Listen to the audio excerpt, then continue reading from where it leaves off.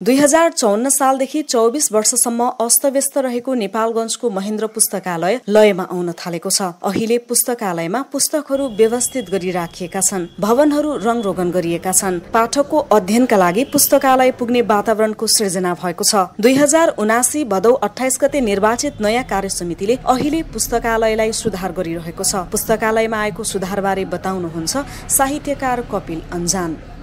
पहिला म महेन्द्र पुस्तकालय नेपालगञ्जमा आउँदा यहाँको परिवेश फरक थियो, संरचना पुरानो थियो यहाँको, र किताबहरू पनि अहिले पनि दस्तावेजका रूपमा पुरानै किताबहरू तर राम्रा महत्त्वपूर्ण किताबहरू थिए, जताततै फालिएका थिए, धुलो माटो लागेको जस्तो अथवा धमिराले खानेसम्म अवस्थामा पुगेका केही किताबहरू थिए। पछिल्लो समयमा यहाँका तत्कालीन सांसदहरूले स्थानीय तहले राम्रो बजेटको व्यवस्थापन गरिदिनु भएपछि अहिले अलिकति भए पनि डिजिटल प्रविधिमा लैजानुपर्छ कि पुस्तकालयलाई अलिकति संरचना पनि देखाउन मिल्ने पाठक मैत्री संरचना बनाउनुपर्छ कि भन्ने सायद उद्देश्यले गर्दा हुनुपर्छ।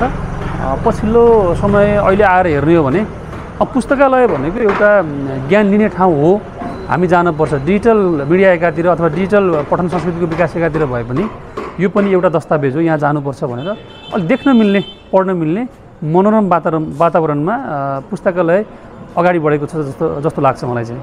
सुरुवातमा जीर्ण बन्न लागेको पुस्तकालयको भौतिक संरचना मर्मत, सुधार, पुस्तकहरू व्यवस्थापन, सरसफाई, शौचालय र पानीको व्यवस्था, पुस्तकालयको गेट र वाचनालयलाई व्यवस्थित गर्ने काम भएको छ। त्यससँगै पुस्तकालयले साहित्यिक कार्यक्रमहरू नियमित गर्दै आएको छ। पुस्तकालयमा नियमित अध्ययनका लागि आउने गर्नुभएकी अर्चना पाठक भन्नुहुन्छ, अब यहाँ सबैजनासँग साहित्यकारहरूसँग अरू बाहिरको मान्छेसँग हाम्रो कन्ट्याक्ट पनि हुन्छ, फेरि पुस्तकहरू राखे हुन्छ।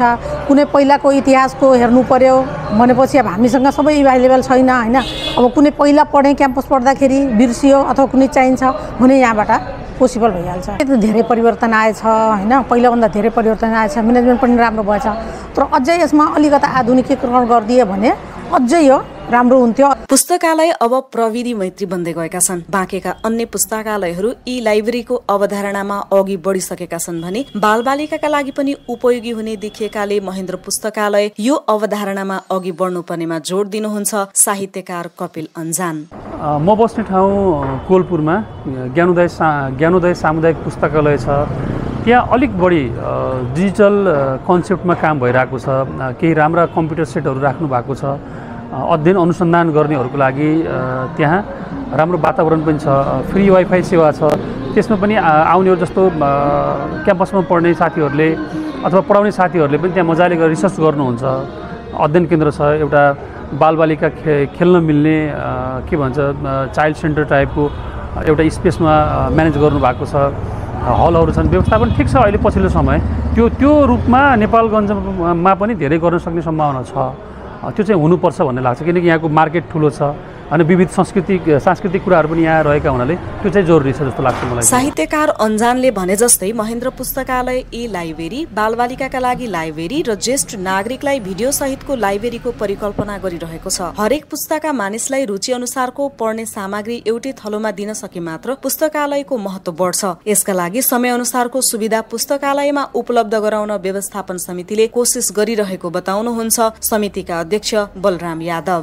बाल कहानीहरू हुन्छ, बाल साहित्य हुन्छ, उहाँहरू खेल्ने कुद्ने हो पुस्तक, जसले गर्दा बाल पुस्तकालयमा उनीहरूले पढ्ने बानी बन्छ र पछि पुस्तकालयको प्रयोग गर्न उहाँहरूले पनि आउँछन्। अहिले पुस्तकालयको प्रयोग धेरै जसोले गर्दैन, किनकि अब धेरै नयाँ नयाँ टेक्नोलोजी आएछन् होइन। अब कसैले फेसबुक मोबाइलैमा हेरिहाल्छन्, रेडियोबाट सुनिहाल्छ, टिभी हेरिहाल्छन्।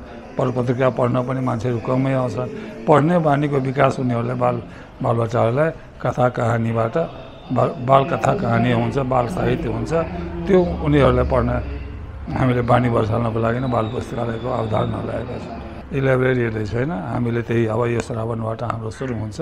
यो 2टा कम्प्युटर जुन आइरहेछ त्यसैमा हामीले सफ्टवेयरहरू ल्याएर त्यसमा हाल्छौँ र सफ्टवेयरहरू पुस्तकको सफ्टवेयरहरू बनाएछन्। के अरे हामीले विभिन्न ठाउँबाट पत्ता लाग्छ कसरी सञ्चालन भइरहेको छ लाइब्रेरी, त्यो उहाँहरूबाट नै सरसल्लाह लिएर यस्तो किताबहरू, त्यसमा केही किताबहरू फ्रीमा पनि पढ्न पाइन्छ अरे, केही किताबहरू पैसा दिएर पढ्न पाउँछ अरे, त्यो यस्तो कुराहरू छन्। अब त्यो त एउटा विशेषज्ञलाई ल्याएर हामीले सबै कुरा गर्छौँ। त्यो श्रावणबाट नै आउने श्रावणबाट सुरु नै भइहाल्छ।